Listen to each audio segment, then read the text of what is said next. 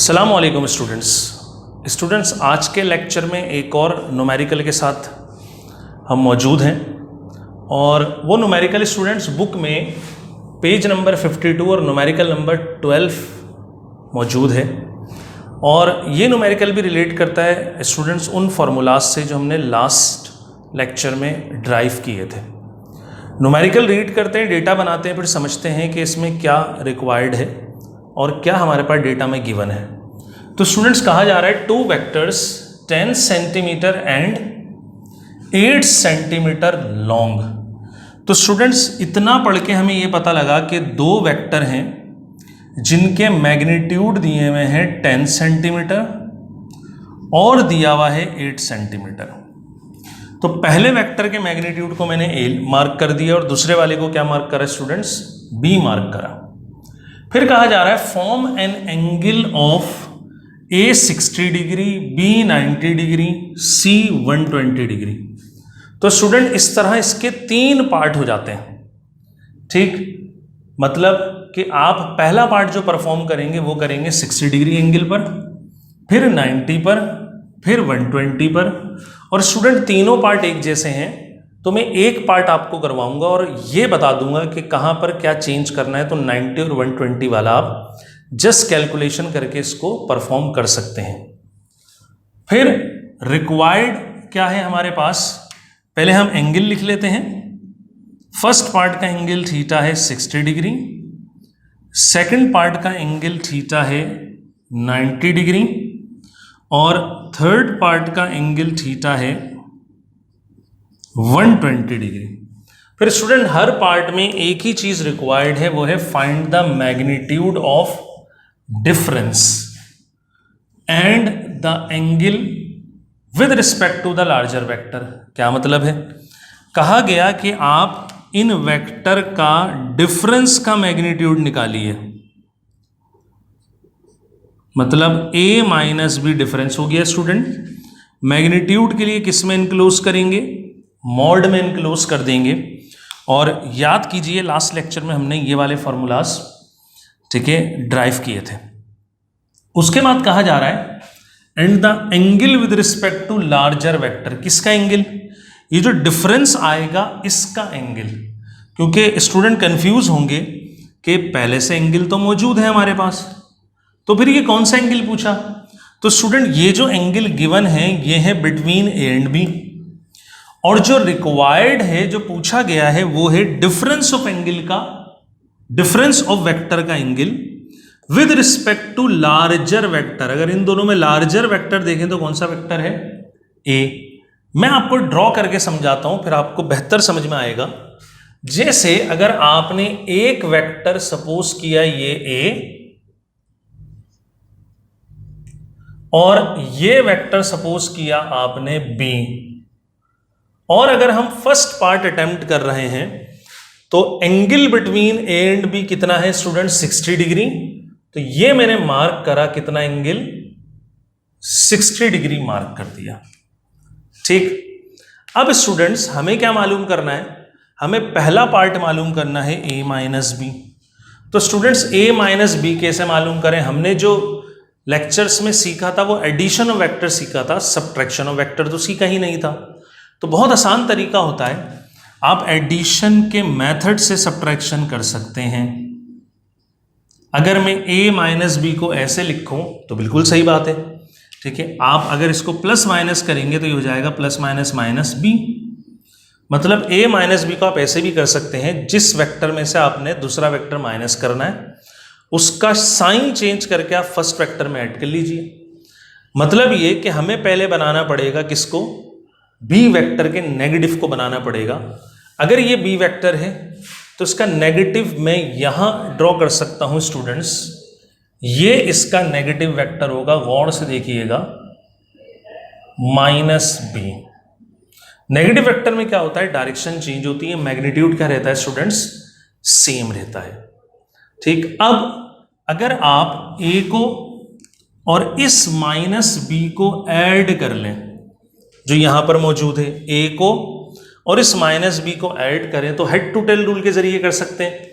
ये a vector, ये minus B vector, ए vector के टेल को माइनस बी वेक्टर के हेड से ज्वाइन करेंगे तो स्टूडेंट्स आपके पास क्या आ जाएगा, आपके पास ये वेक्टर आएगा ए प्लस माइनस बी वेक्टर आ जाएगा, या आप इसको बोल सकते हैं ये आ गया ए माइनस बी, और इसी का आप मैग्नीट्यूड मालूम करेंगे तो वो कहलाएगा ए माइनस बी मॉड।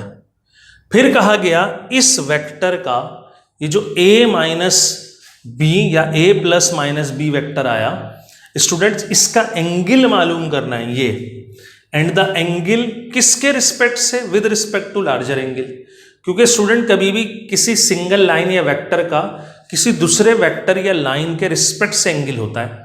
जैसे अगर मैं कहूं कि ये मार्कर या ये लाइन, अगर आप इसको सपोज करें कितना एंगल फॉर्म कर रहा है, तो आप जब तक नहीं बता सकते जब तक आपके पास रेफरेंस लाइन ना हो, मतलब कि ये किसके साथ एंगल बना रहा है। अगर मैं दूसरा मार्कर रखूंगा तो पता लगेगा कि ये एंगल इसके साथ कितना फॉर्म कर रहा है। अगर ये लाइन ना हो तो आपको स्पेस में कभी नहीं पता लगेगा कि कितना एंगल फॉर्म कर रहा है। तो उन्होंने रेफरेंस के लिए बोला उस वेक्टर के साथ बनाना है जो लार्जर वेक्टर है। अगर ए और बी में लार्जर वेक्टर देखें तो स्टूडेंट ए और बी में लार्जर वेक्टर ए है 10 सेंटीमीटर, तो इसके साथ जो एंगल यहां फॉर्म हो रहा है वो ये एंगल है, थीटा में यूज कर चुका हूं तो मैं इसकी सिंबल करूंगा फाई। तो ये फाई आपको सेकंड पार्ट में सबके लिए स्टूडेंट्स क्या करना है, कैलकुलेट करना है। पहले स्टूडेंट फर्स्ट पार्ट तो बहुत इजीली हो जाएगा क्योंकि हमने इसके फॉर्मूले देखे थे, तो हम वो फॉर्मूला अप्लाई करके इसका फर्स्ट पार्ट कैलकुलेट करते हैं। कैसे? सॉल्यूशन, वी नो दैट, अगर आप डिफरेंस ऑफ मैग्नीट्यूड का फॉर्मूला याद कीजिए तो a माइनस बी इक्वल होता था square root A square minus 2, क्योंकि एंगल गिवन है तो क्या फॉर्मूला लगेगा, ए बी कॉस थीटा, फिर plus B square. Students values आपके पास मौजूद हैं, आप वैल्यूज को पुट कीजिए। Square root of A 10 centimetre, B 8, तो A 10 square minus 2 10 8 cos 60 degree plus 8 square. Students calculation perform करेंगे तो 10 स्क्वायर आपके पास होता है 100। फिर दोबारा इस पूरी वैल्यू को कैलकुलेटर में पुट कीजिए तो ये -80 आएगा आपके पास, फिर प्लस 8 स्क्वायर 64। तो स्टूडेंट बहुत आसान सी बात है, अगर 100 में से माइनस करेंगे 80 और 100 में से माइनस करेंगे 80 तो आपके पास आंसर 20 आएगा। 20 में प्लस कर लें 64 तो आपके पास आ जाएगा 84 आंसर, और 84 का अगर आप रूट करते हैं तो 9.2 सेंटीमीटर ये रूट आता है। तो ये आ गया आपके पास पहला आंसर। हम इसको कैलकुलेटर में चेक भी कर लेते हैं कि रूट ऑफ 84 इतना ही है, बिल्कुल 9.165। तो अगर आप इसको राउंड ऑफ करें तो स्टूडेंट इतना ही आंसर आएगा। पहला आंसर आपने निकाल लिया जो डायरेक्ट फॉर्मूले से हुआ। लेकिन अब सेकंड आंसर के लिए क्या करें, तो अगर आप गौर करें जो हमने डायग्राम बनाई है स्टूडेंट्स, उस डायग्राम को अगर मार्क कर दें O, A एंड B, और स्टूडेंट लेफ्ट पोर्शन में रब करूंगा, लेकिन मेरे पास थोड़ी सी जगह है, पहले मैं कैलकुलेशन यहां परफॉर्म करता हूं, उसके बाद मैं रब करूंगा। अगर आप गौर कीजिए तो आपके पास ट्राइंगल फॉर्म हो रही है OAB, तो आप इस ट्राइंगल को फॉर फाई कंसीडर करिए, consider triangle delta OAB and apply law of sine. अगर आपको याद हो पैरालेलोग्राम लॉ में हमने ये सीखा था कि लॉ ऑफ साइन अप्लाई करके आप एंगल निकाल सकते हैं। अब अगर मैं मार्क कर दूं सारे एंगल स्टूडेंट्स, तो एक एंगल ये है आपके पास और एक एंगल ये है, और एक एंगल को हमने फाई जो रिक्वायर्ड है वो नाम दिया हुआ है। और अगर मार्क किया जाए स्टूडेंट्स, तो आप देख सकते हैं ये एंगल थीटा और ये, क्योंकि ये अपोजिट एंगल है तो ये इक्वल होंगे, ये एंगल भी होगा आपके पास 60 डिग्री। दोबारा, ये दोनों एंगल क्योंकि सिर्फ डायरेक्शन रिवर्स हुई है, वेक्टर ए वेक्टर बी के बिटवीन कितना एंगल है 60, सिर्फ डायरेक्शन रिवर्स हुई तो यहां पर ये एंगल भी 60 होगा और ये रिवर्स एंगल 60 ही होते हैं, मतलब ये एंगल इक्वल होते हैं। अगर यहां पर होगा 120 या 90 तो ये भी 90 डिग्री होगा। तो अगर आप गौर कीजिए तो आपके पास ये फाई रिक्वायर्ड है और ये वाला एंगल गिवन है, तो इसके ओपोजिट जो वेक्टर है वो माइनस बी है और इसके ओपोजिट जो वेक्टर है वो है डिफरेंस ऑफ टू वेक्टर्स। अगर मैं पूरा फॉर्मूला अप्लाई करूं तो फॉर्मूला ऐसे हो सकता है कि साइन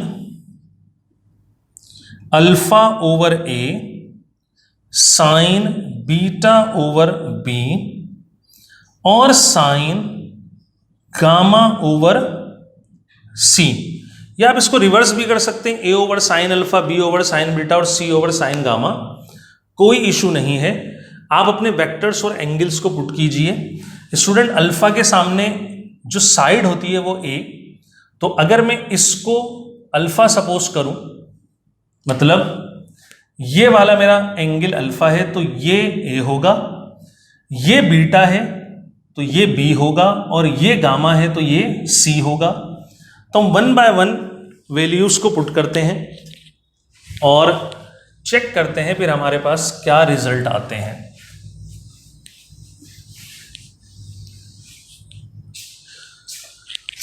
तो स्टूडेंट, साइन अल्फा मैंने इस एंगल को लिया तो फाई अब मेरे पास अल्फा हुआ और फाई के ओपोजिट अगर आप स्टूडेंट देखें तो क्या है माइनस बी, और मैं इसका मैग्नीट्यूड लूंगा is equals to sine beta.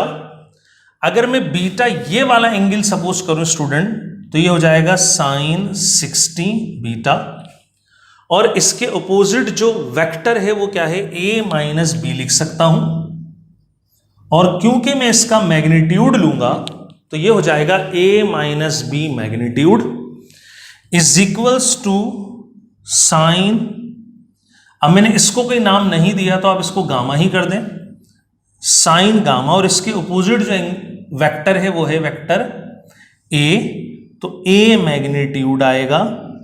अगर आप गौर कीजिए तो ये तीनों वैल्यूज इक्वल है, आप इनमें से कोई दो एक्सट्रैक्ट कर लें या इक्वल ले लें तो मैं इन दोनों को इक्वल लूंगा और मेरा आंसर आ जाएगा।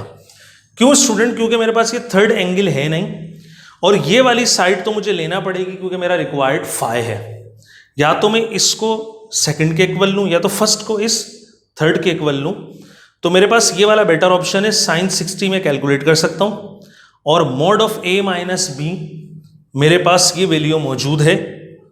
तो फिर मैं अगर इन दोनों को इक्वल या इक्वेट करूं तो sine phi over mod of b, तो आप इसको b लिख लीजिए क्योंकि माइनस का मॉड पॉजिटिव ही होता है, ये एब्सोल्यूट वैल्यू है, और साइन 60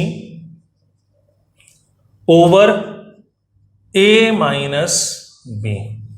अब अगर आप वैल्यूज को पुट करेंगे तो साइन फाई रिक्वायर्ड है, मैग्नीट्यूड ऑफ b स्टूडेंट आपको डेटा में 8 गिवन है, और साइन 60 0.866 के इक्वल होता है, और मॉड ऑफ या magnitude of a minus B 9.2। अगर आप एंगल फाइंड करना चाहते हैं तो sine phi is equals to 0.866 divided by 9.8 multiply by 8। Student just ये किया, इस 8 को मैंने राइट पे लाके क्या करा, मल्टीप्लाई। अगर आप इसको कैलकुलेट करें तो आपके पास कुछ आंसर इस तरह आएगा। आपके पास वैल्यू है 0.866 मल्टीप्लाई बाय 8 और डिवाइडेड बाय 9.2। तो आपके पास ये इसका रिजल्ट कुछ इस तरह आया 0.753। और आपको क्योंकि फाई कैलकुलेट करना है तो साइन राइट पर आके साइन इनवर्स 0.753।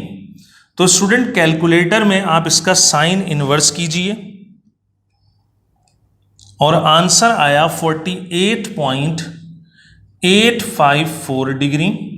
और आप चाहें तो अप्रोक्सीमेट इसको 49 के इक्वल कर सकते हैं।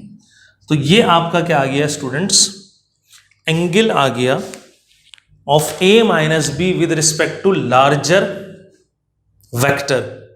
अब अगर आप सेकंड और थर्ड पार्ट परफॉर्म करते हैं स्टूडेंट, तो सेकंड और थर्ड पार्ट में इस एंगल को उन्होंने दिया है 90 और 120 डिग्री। अगर आप 90 और 120 करेंगे तो कहां चेंज आएगा स्टूडेंट्स, यहां पर 60 की जगह आ जाएगा क्या 90। तो आप जब कैलकुलेशन करेंगे तो ये कैलकुलेशन चेंज होगी, ये रिजल्ट चेंज हो जाएगा। फिर दोबारा यहां जो साइन 60 है, इस 60 की जगह आप क्या प्लेस करेंगे 90 डिग्री प्लेस करेंगे, ये रिजल्ट चेंज होगा।